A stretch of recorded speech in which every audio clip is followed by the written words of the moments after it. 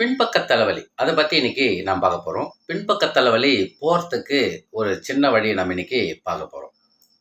இப்போ பின்பக்க தலைவலி அடிக்கடி வலி ஏற்படலாம், பார்வை மங்கல் வரலாம். இது ஒரு அறிகுறி. இதுக்கு ஒரு சில காரணங்கள் உண்டு.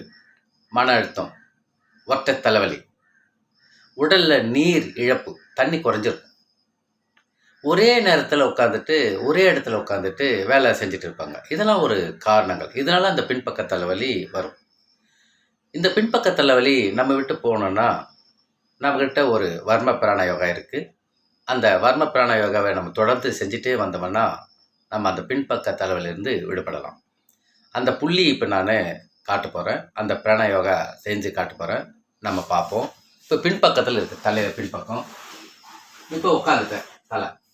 இப்போது தலையில் மேலிருந்து அப்படியே மையத்தில் கோடு போட்டே வர இங்கே பள்ளம் வருது. இந்த பள்ளத்தில் இடது பக்கம் வலது பக்கம் கீழ் நோக்கி மேல் நோக்கி ஒரு 4 இருக்கும்.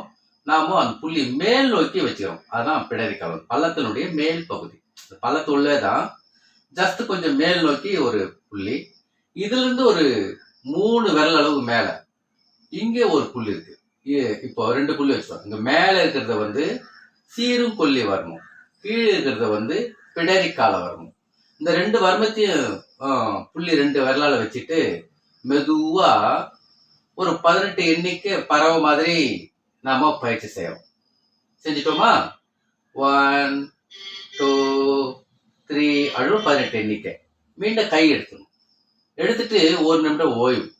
அடுத்து அதே புள்ளியே 2 புள்ளியும் தேர்ந்தெடுத்து ஒரு 18 எண்ணிக்கை. அப்புறம் மீண்டும் 1 நிமிடம் ஓய்வு.